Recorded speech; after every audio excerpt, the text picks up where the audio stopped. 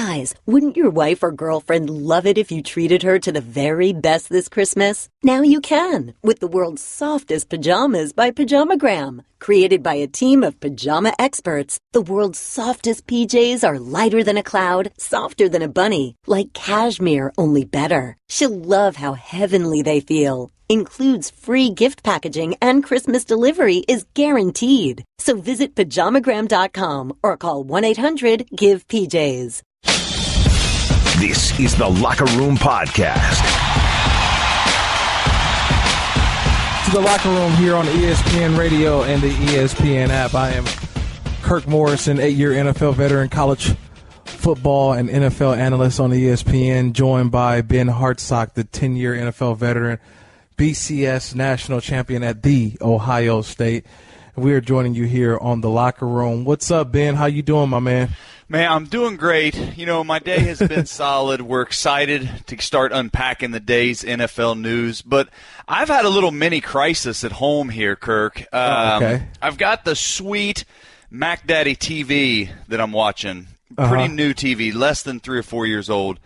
And it's decided to go haywire. And it's like going into this, like at any given moment, randomly it just starts turning off and cycling through this like death spiral of like on, off, on, off, on, off. And I'm trying to watch my football.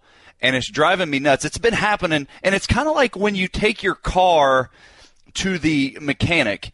Unless the car is making the noise or doing the thing that you're bringing it there for, then it's not broken. You can't, and that's what my TV's doing. I can't take it to a place to get fixed because it'll probably work for 3 months straight. But every Sunday, it decides it's taunting me, I feel like. And so I'm trying to figure out my best course of action. I'm either going to burn my house down and just start over. I got to go take it to the repair place, and it'll probably cost like $5 less than a new TV to get it repaired.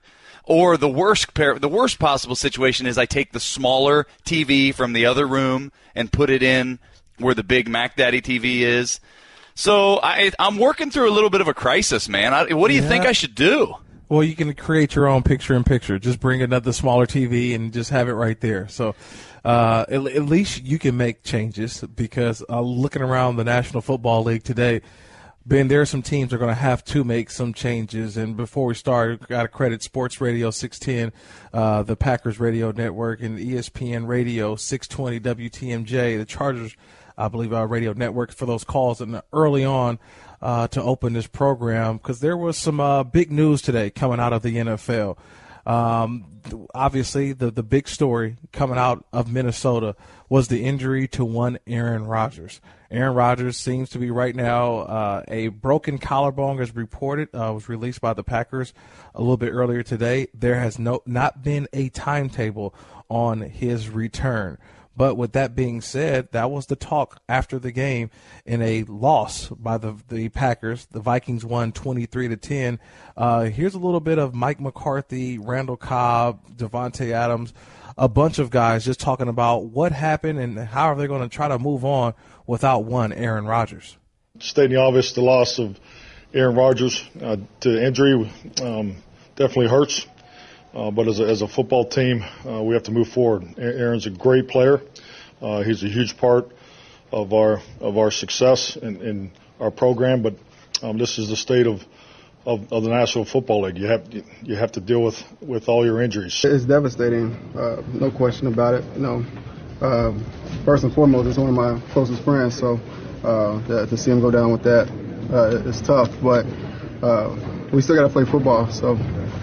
We got a long season ahead of us, and we got to figure out what we're going to do. He's the heartbeat of this team. You know, it runs through him.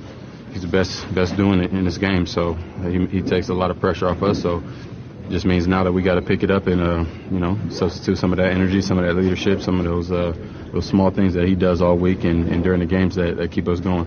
It's disappointing when you lose anyone for a season. Obviously, your quarterback and someone who plays at that level. So it's something that we'll have to make an adjustment with, and hopefully he can come back. I know obviously we dealt with it a few years ago. I forget what week that was and where that was at, but also could be a completely different injury. So that's something we'll wait and find out and see what happens. Brett Hundley and Joe Callahan are my quarterbacks. That's what I'm focused on. I'm not here for any personnel comments or ideas. Brett Hundley and Joe Callahan, that's what we're going with. When you've watched Aaron for so long and then he goes down with an injury like that, it's different. So when we got to the sidelines and were able to talk about it, I had to let him know I'm ready. I've been preparing. Obviously Aaron is Aaron, but I'm Brett. So let's have some fun.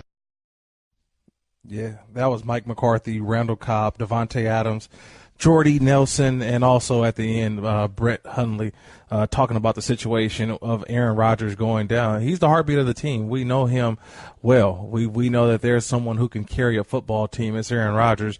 He will be out. Now, we just don't have a timetable yet, but hopefully we can find one as soon as possible. That's how I'll start and present this question to you, Ben Hartsock.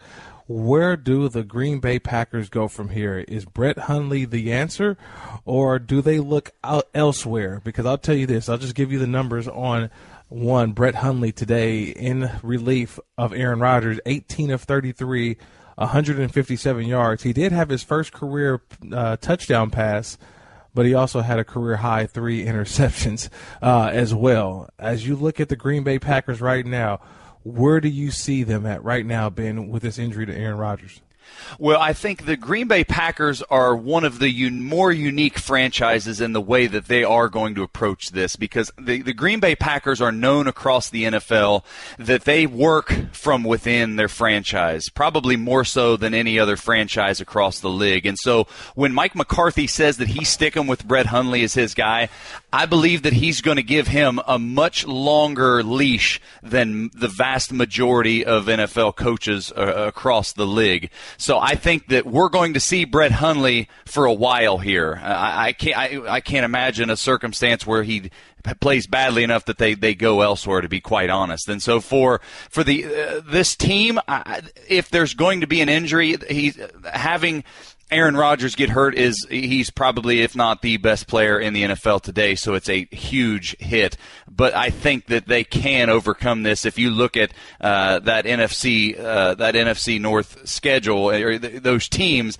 they're still in a situation. The Vikings have a lot to work through with their quarterback situation. Case Keenum is playing well, and is Teddy Bridgewater going to come back? What are they going to do there? Yeah. The Lions today got beat, so we're thinking maybe they're not as good as they are. So really, in reality, if Hundley can just survive until hopefully Rodgers, if this injury isn't serious enough that he can come back, they can have a similar situation to what they had in 2013, where they kind of used quarterback by committee, and Aaron Rodgers came back and still took them into the playoffs. Well, will they be able to right this ship here? It's the Locker Room here on ESPN Radio and the ESPN app and Sirius XM Channel 80.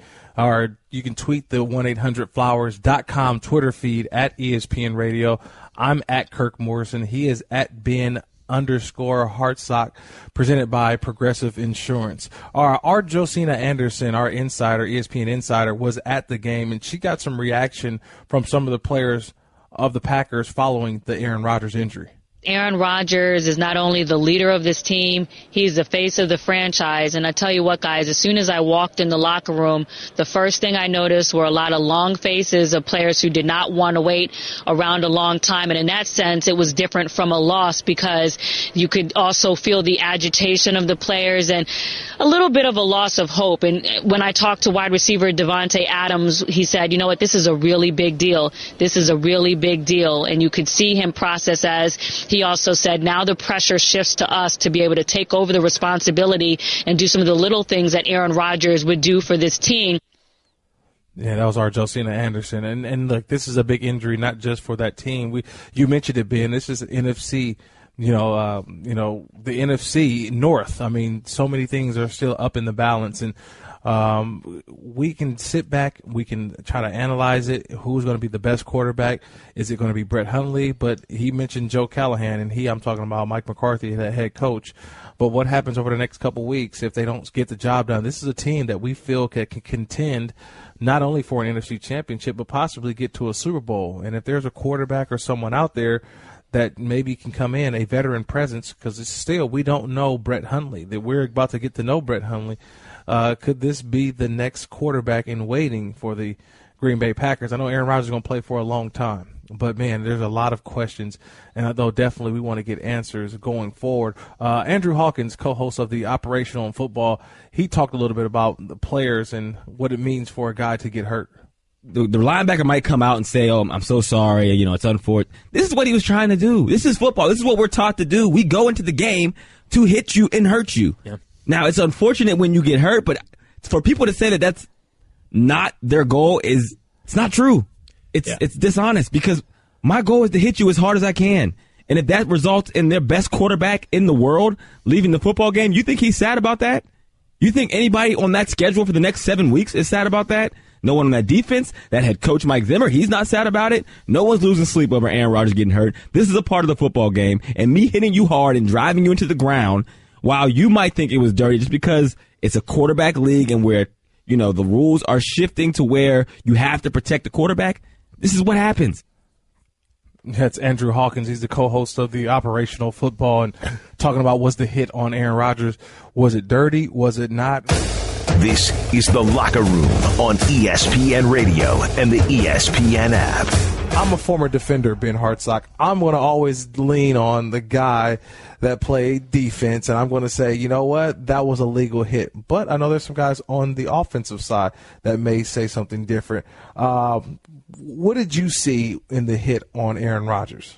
Well, I think that any debate that is going to come up that says that this is a shady hit, I think that it's a direct consequence of who the hit was on. I think if this happens against Kevin Hogan, nobody's even discussing this as questionable type of hit. I think that the tenor of the game is quickly changing with the way that hits are treated, and to the defenders' credit, they've changed the way that they play the game. Right. But this was the timing of this was right at the edge of should he, shouldn't he. But if you're asking me to make a judgment, I think the hit was perfectly legal. I agree with what Andrew Hawkins said a little bit ago, where he said that defenders are trying to hit players as hard as they can, not to try to hurt them, but to try to be physical and try to inflict their will on someone else. So I don't see this as a dirty hit at all. I saw that Aaron Rodgers was bent out of shape, had a couple choice words even before he went off the field at the Vikings defense as a whole, and you could see the dejected look on his face as he was carted into the locker room. Yeah, we'll get more on the Aaron Rodgers situation in a little bit, but right now we're joined by the rookie tight end of the New York Football Giants. He is one Evan Engram. And Evan, just tell me about the locker room right now, the feeling. You go into Denver Sunday night 0-5. I know a lot was been said in New York, but what was the mindset of this team going into Denver and especially accomplishing that victory tonight? Oh, man, definitely our mindset was just coming together and playing together. Our backs are definitely against the wall. Nobody believed that we can come in here and do this. So we came out here with confidence. We played for each other, and it showed tonight, and it showed with a win.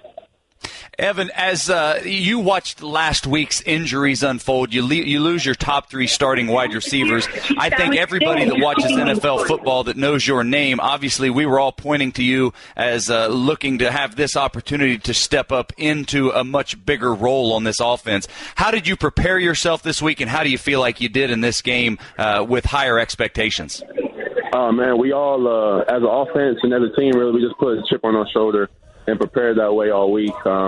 And definitely personally, I did myself. As a team, we did. So it definitely showed tonight, and it led us to a win. To be really gritty out there and get it done. Evan Engram, 7 targets tonight, 5 catches, 82 yards, and a touchdown. What did you see from that Denver defense? It's considered the no-fly zone in the back end. But what did you see that where you were able to find some room and make some plays and especially get in the end zone? Our coaches do a really good job of moving us around, and good to meet you. Thank you. Coaches did a really good job of moving us around, and so just being able to make plays and opportunity knocks, so that's just a big thing, and that's what happened tonight. The last question for you, how does that first win feel? Man, it's an unbelievable feeling. It's definitely putting a lot in the tank to go get a lot more. Hey, congratulations on your first win in the NFL, and best of luck next week to you and the Giants. Thank you very much. That was Evan Engram, rookie tight end for the New York Football Giants there, and we can get into that too as well. The New York Giants, they go on the road, Ben, and no one gave them a chance, especially me. I'm one, and I wish people out there listening could see me raise my hand as high as I am. I did not believe that the New York Giants would come into Denver and beat that defense or that team in general. The New York Giants win 23-10. Eli Manning, 11 of 19, 128, and 1 touchdown. He kind of was the symbol, I think, of quarterbacks throughout today when I watched. Not a lot of quarterbacks throwing for high numbers. It was more or less the defense making plays, the running game taking over. Orleans Darkwood, 21 carries, 117 yards. But the New York Giants, I didn't give them a chance, and that's why the NFL is such an amazing sport, because you tell a team no, and they'll tell you yes, and they'll show you why. And tonight, the New York Giants got it done. Ben, was I wrong, or were you also one of those guys who had the Giants going in and taking an L from the Broncos? I didn't see this coming at all. No, I think that you look at the Denver Broncos, and they're highly respected across the league. Their defense is, prior to this game was the number 1 rushing defense in the league, and highly respected across the league. Trevor Siemian, I think the jury's still out on him. He struggled a good bit, but I think this is more a credit to the New York Giants, and they were tired of being the whipping boy of the NFL, and they went out and they got a win, and they got it convincingly. I really like what Evan Engram said. I'm putting myself out there on October 16th to say that Evan Engram, I think, is a rising star in this league. I think he's one of these guys that is a real matchup nightmare, and the misfortune of Odell Beckham Jr. and Brandon Marshall and the other wide receivers has given a huge opportunity for Evan Engram, and I think that he's got a wonderful chance here to really make his star shine brightly. Yeah, I agree. I really think that he's one of the young players in the league who at the tight end position, too. We knew, when Brandon Marshall went down, obviously Odell Beckham Jr. goes down. There's no Sterling Shepard, Dwayne Harris, even the 4th, 5th wide receiver. They all go down. Who was going to be the guy to step up? And tonight it was Engram, like I said, leading the team not only in catches but yards, and he also got the touchdown, actually the lone touchdown for the offense tonight for the New York Giants. We're still getting ready for, the talk about the Aaron Rodgers situation. Was the hit legal? Was it not legal? The more and more I look at it, I really believe that the hit to me seemed to be legal. I thought that he came in, he was allowed, and defenders are allowed 2 steps. It's 1 step, 2 step, and after that you got to lay off the quarterback. But I thought Anthony Barr, number 55, definitely had a chance to go in and I think it was more of the finish. Aaron Rodgers, we know, likes to throw off 1 foot when he's kind of going to the side. That leaves him in a vulnerable state, and I think that's what we saw him kind of get driven into the ground. It was more so because he was off balance. I mean, had he was on 2 feet standing in the pocket, I think he gets hit and he possibly can stay up, rather than when he's vulnerable off the 1 foot, not being able to balance. A lot of that pressure went right onto that collarbone, and that's what they're saying right now, a broken collarbone. Ben, I don't see anything wrong with it, with the hit. Yeah, and I think that we always have a lot of discussion about Cam Newton being mobile and Russell Wilson being mobile, and Aaron Rodgers isn't quite usually, he's not brought up quite as often about being that mobile type quarterback, but he really is.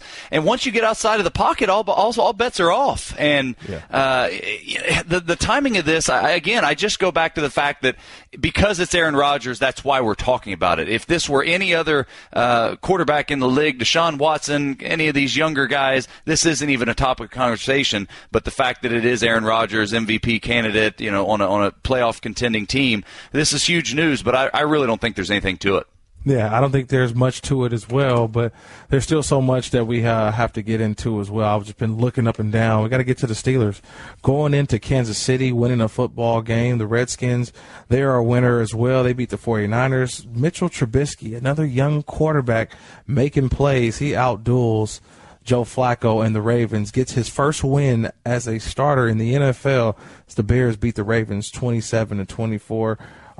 We mentioned the Vikings over the Packers today, Texans over the Browns, and then there's just some other news. Looking at what's going on with the Oakland Raiders. They have lost 4 games in a row after starting off strong and now kind of seem to be reeling. I mentioned it before. Stop me or correct me if I'm wrong here. Have you heard this before, Ben? The Atlanta Falcons lose a double-digit lead in the second half of a football game. Where have we heard that before? Eerily similar to a pretty big game we watched at the end of last season, isn't it? Absolutely. And 90 points combined. That's right, 90 points combined. The Saints 52, Lions 38, and what was a Big 12 type of shootout if you're a college football fan, because that's the kind of score we got in that matchup. But the Chargers, I mentioned Chargers over Raiders. The Jags and the Rams. The Rams win 27-14. And the Fountain of Youth going on in Arizona. I think we should have played in Arizona, Ben, for at least a little bit in our NFL careers, because the Arizona Cardinals, they get a win over the Tampa Bay Buccaneers. Jameis Winston, shoulder injury. They're still waiting to see. They feel that he's going to make a full recovery. Doesn't seem to be anything serious.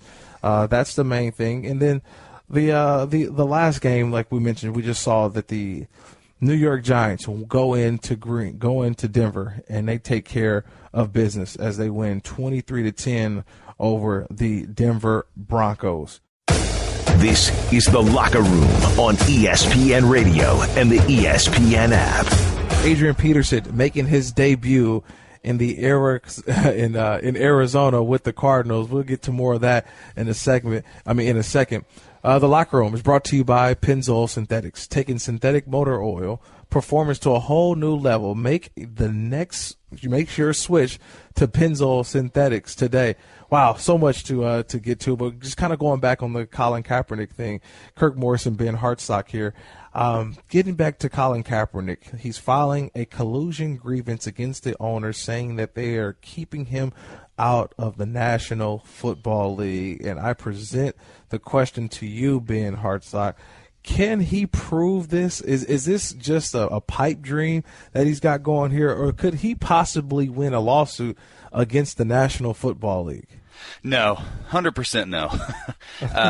This is a symbolic gesture, I think. I don't think there's any possibility under any circumstance that you can prove this, because if they were able to prove this, they would basically implode the entire collective bargaining agreement. There is language in there in the collective bargaining agreement that says if someone is able to prove in a court of law that collusion has happened, that the entire operating agreement, the Bible, the bylaws that the NFL operates under ceases to exist. There's no way that's going to happen.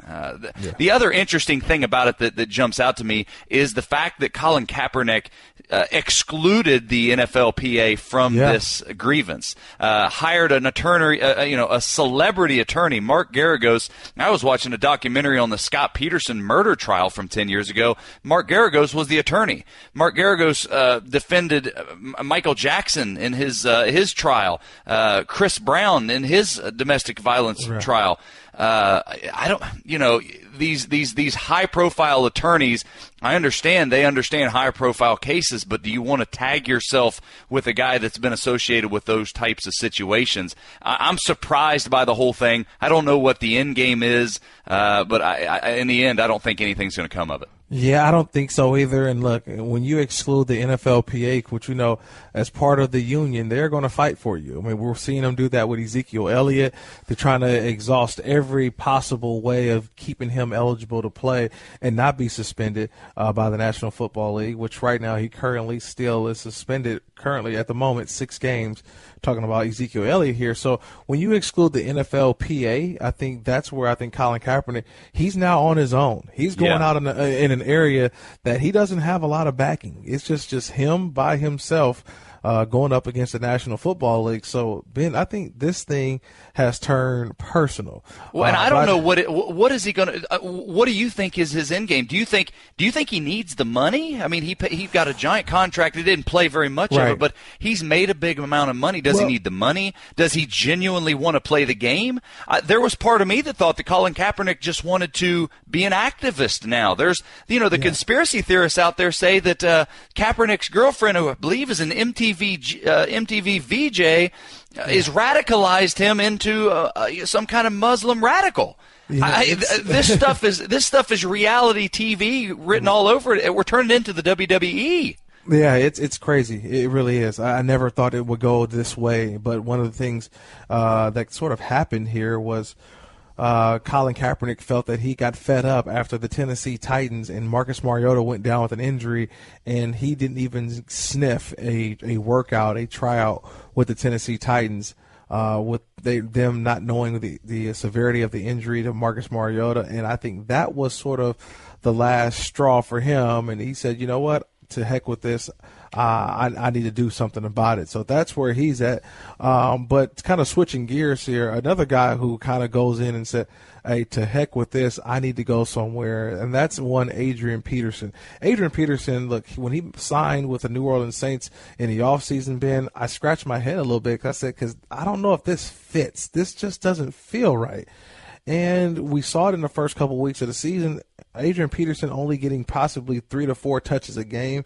The emergence of the rookie Alvin Kamara out of Tennessee, watching him making plays that we knew at some point that Adrian Peterson was going to be expendable.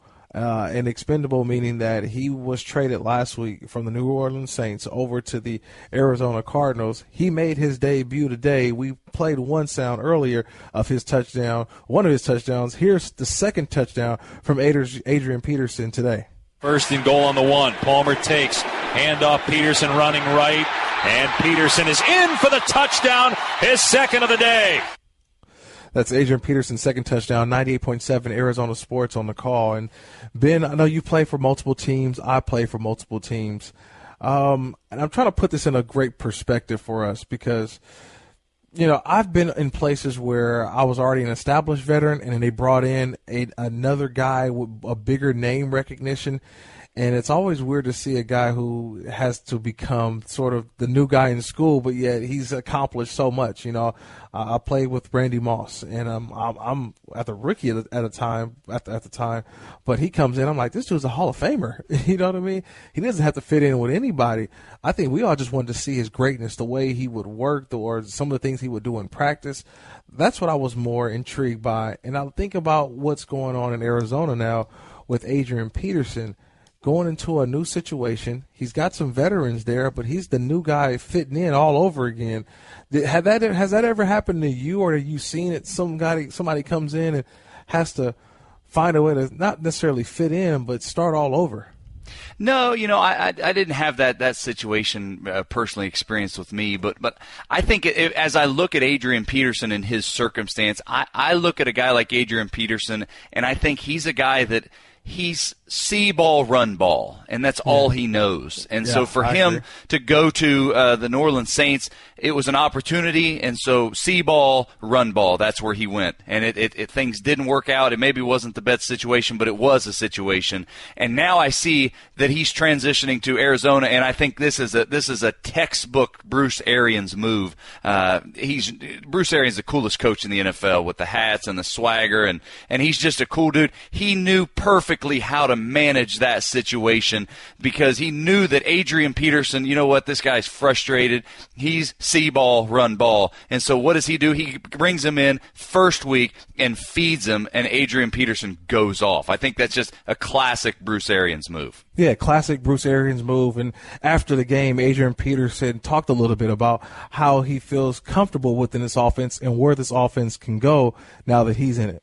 I feel like the sky's the limit. We have some explosive receivers. Obviously, Larry, he's been doing it at a high level for 14 years now. And then you have a lot of young guys surrounding him as well. Carson Palmer, who's, one of the best quarterbacks in the league. obviously. So I feel like the sky's the limit for us. It's all about just watching the film, correcting the little things, and just taking that next step forward. And Adrian Peterson had his touchdown. And how did that feel to get back in the end zone for the first time in a long time? I was like, that's one. The reason I say that is because my son is playing flag football, and he scored 2 touchdowns on Friday.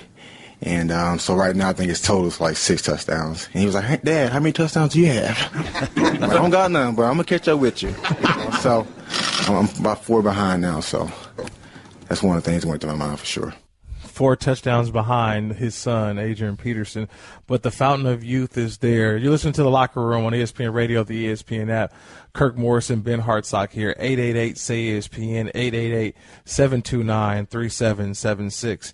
There's a lot of teams being right now that when you look throughout the National Football League, I think the Arizona Cardinals are one of those teams that when you start to look at both the AFC and the NFC, there's a lot of teams sitting there with 2 losses. There's some sitting there with only 1 loss. But I feel like everybody's in striking distance. And I just mentioned the Arizona Cardinals. They're 3-3 right now.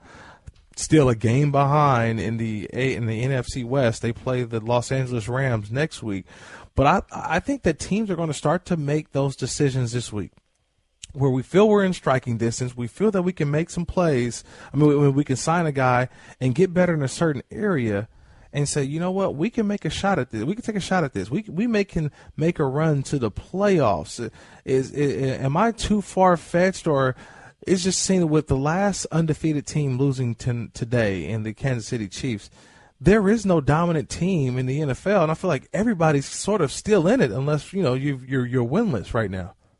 I think a move like this is a team that wants to stay in the hunt, and with the Cardinals that are still without David Johnson from his wrist injury a few weeks ago, Adrian Peterson is available and he fits. Now, the fascinating thing to me is you look at the three-headed monster that is the Arizona Cardinals offensive attack, and you've got a 34-year-old Larry Fitzgerald, you've got a 32-year-old Adrian Peterson, then you have a 39-year-old Carson Palmer. If that is not a geriatric offensive juggernaut I've never seen. I mean, those ages, they're in NFL years, they're the ones that'll be walking around the locker room with a walker. But if they can stay healthy, those types of guys know how to take care of themselves. Those guys know how to handle big situation, big time pressure. I just wonder if the wear and tear of the season, whether all 3 of those guys can stay healthy. This is The Locker Room on ESPN Radio and the ESPN app. Los Angeles Rams, dare I say it, the 4-2 Los Angeles Rams, they take care of business. They beat the Jacksonville Jaguars by a score of 27-14. The Rams defense coming up big, but not bigger than the special teams unit. And one of those special teams guys joins us now, Pharaoh Cooper. And Pharaoh, look, you had the 103-yard kickoff return to start the game. Actually, the first actual play, you returned that kickoff for a touchdown. How did that help set the tone for the game in your team? It was a big move. You kick return, the opening kick, you always want to start off with good momentum, especially at an away game. So, just sparking that, from the very first play of the game, gave us a lot of confidence, being able to finish it. So, that was one phase of the game, and, offensive defense came through at the end. So that was a big play in the game as far as the special teams phase. It wasn't just your return. The Rams also had a blocked punt recovered for a touchdown. Can you talk to me about the special teams play today? We put it all together today. Bones and Coach Tyre, they do a great job, week in and week out, getting us ready. The scout team gives us great looks. So, we had that block in the day, worked it on practice, had some great looks at practice, and, we called it in and we executed it. So that was kind of the main thing, just executing, and we did that, and it paid off for us, and we got a touchdown. Look, Pharaoh, you're currently 4-2. You just beat another good young team in the Jaguar. But what's the mood of this team? 6 weeks in, 2 games over 500. We're feeling good, but we can't get too high. We can't get too, we can't get too high right now. We still know it's a long season ahead of us. But it's always good to go on the road and get a win. But we're just gonna keep working hard and get ready for next week and trying to keep the road going on. All right, Pharaoh. Hey, congratulations again, man. We'll catch up with you soon. Thank you, sir. That's right. Our guests appear via the Shell Pennzoil Performance Line. Our thanks, our props again to Pharaoh Cooper on the locker room here, presented by Progressive Insurance.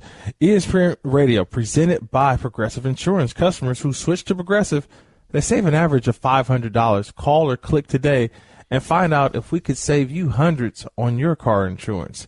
Ben Hartsock, you played 10 years in the National Football League and won a championship in college. You've been around, a long time. Have you had a situation where a player goes down in a game or at some point during the season?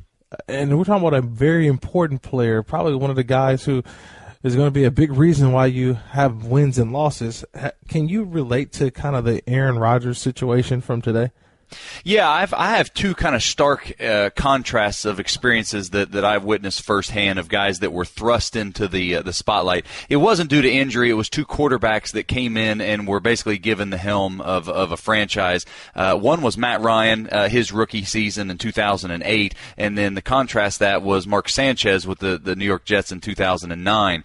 And what it kind of boils down to is those two very different mental approaches to the game.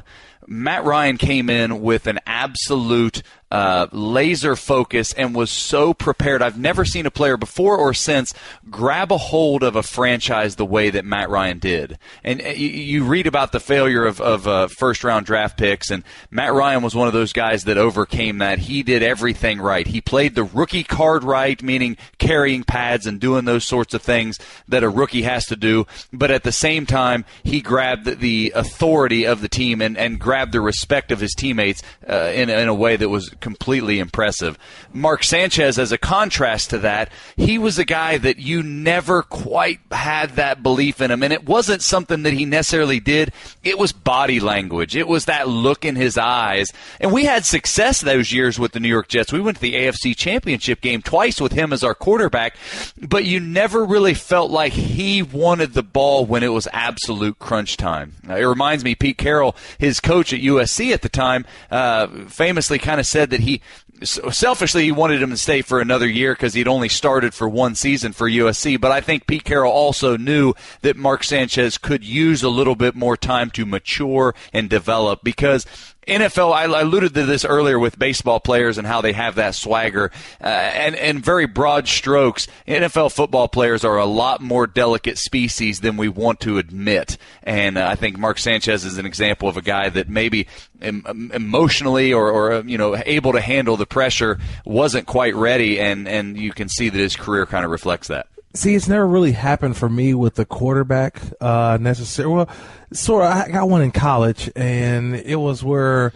we felt actually it goes back to when you graduated already from Ohio State. How about that? You had already left. But right after you left, the year we went into Ohio State, our starting quarterback gets hurt week 1. And I'm like, oh. And this was his senior year. And I'm like, dude, this was the guy who we needed, who was going to help us win games, one of the best quarterbacks I thought we would have.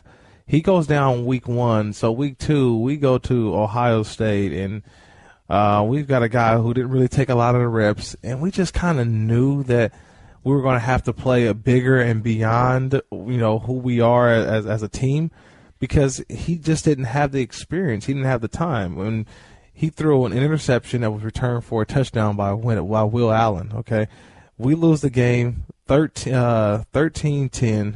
No offensive touchdown scored, and that's one of the heartbreaking losses in my career.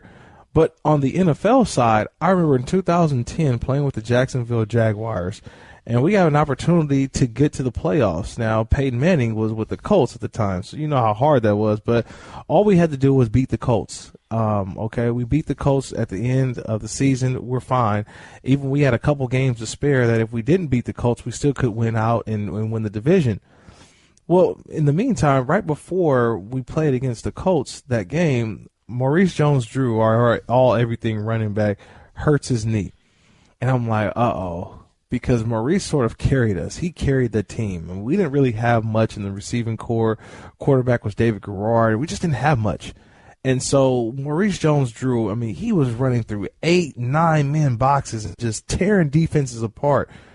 And when he went down, it sent a shockwave through the team because it was like, because he was our MVP. You know, it wasn't the quarterback, it was the running back.